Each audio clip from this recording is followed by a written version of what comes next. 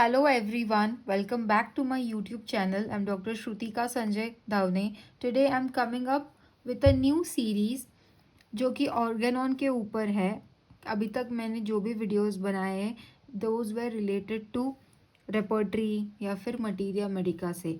तो आज की इस वीडियो से we are starting with organon series. तो उसमें I will be taking different topics from organon. So let's get started with today's video, that is indisposition. तो indisposition ये ऑर्गेनॉन में पहले तो किस एफोरिज्म में दिया है ये हमें पता होना चाहिए. It is given in aphorism number 150. So aphorism number 150 के फुटनोट में नीचे दिया हुआ है इंडिस्पोजिशन के बारे में. So what is इंडिस्पोजिशन?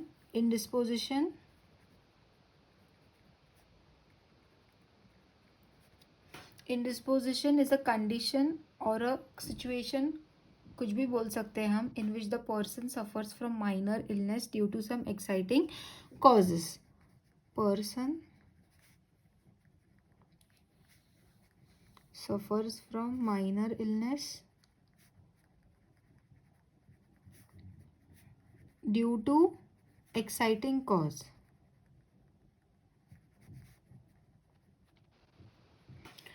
This indisposition is not a true disease. ये indisposition यानी क्या? It is a slight deviation in the state of health with one or two trivial symptoms which can be controlled by slight change in diet and regimen.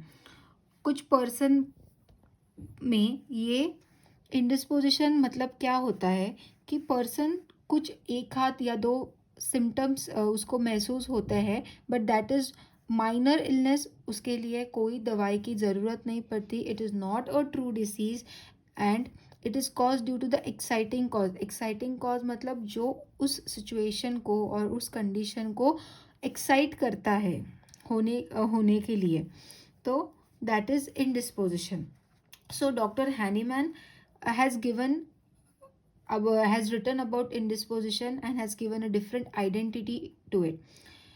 This is because they are not considered to be dynamic disease. ये अगर true disease नहीं है मतलब it is not a dynamic disease. Dynamic disease नहीं है मतलब क्या? There is no change, or we can say slight change in vital force. एक तो कुछ भी चेंज नहीं होता है या फिर there can be slight change in the vital force जिसकी वजह से कुछ हमें सिम्टम्स आ रहे हैं. So indisposition does not require any remedy. खाली पेशेंट को साइकोलॉजिकली बेनिफिट करने के लिए उसको हम प्लेसिबो दे सकते हैं या फिर स्लाइट एडवाइस करो डाइट एंड रेजिमेन. ये ट्रीटमेंट अगर ये तो व्हाट इज रेजिमेन? डाइट हम सबको पता है. डाइट यानी जो भी हम खाने में पेशेंट को चेंजेस बोलेंगे वो. But what is regimen?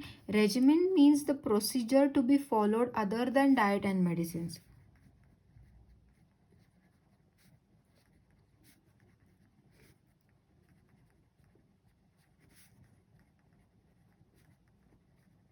Other than diet and medicine मतलब क्या? कुछ भी ऑक्सिलरी लाइन ऑफ ट्रीटमेंट रहेगा तो that would be coming under regiment.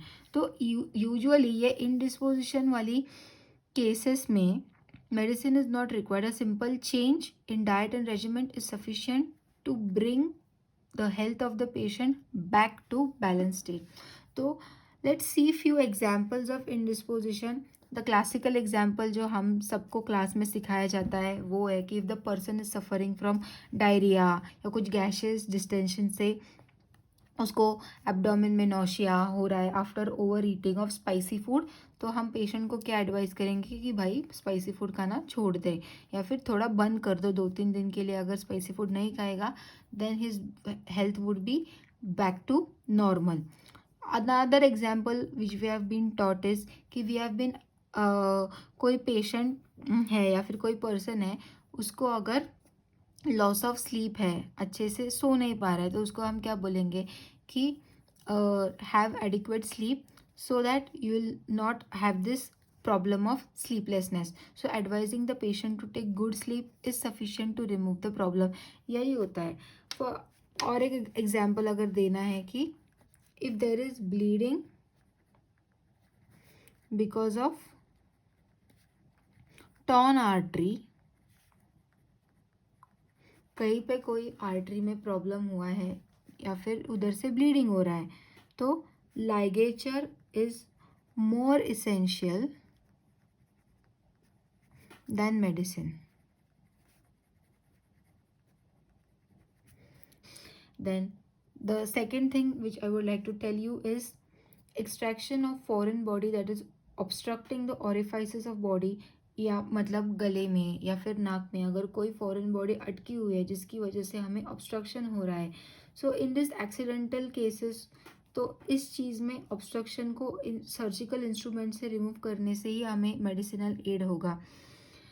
Then और एक एग्जांपल हम ऐसे ले सकते हैं कि in a case of suspected syncope and suspected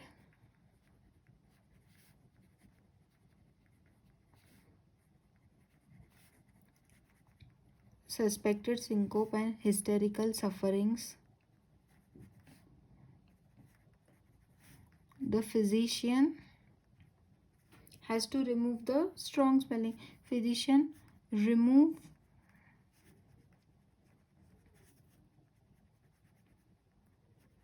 strong smelling flowers. अगर किसी पेशेंट को सिंकोप हो रहा है, हिस्टेरिकल सफरिंग्स हो रहा है, किस वजह से हो रहा है? स्ट्रॉन्ग स्मेलिंग फ्लावर की वजह से. तो सिंपल है, स्ट्रॉन्ग स्मेलिंग फ्लावर्स रूम से हटा दो, the syncope will be back to normal. So this were the examples about indisposition. तो इनडिस्पोजिशन के बारे में father of medicine, who is our father of medicine?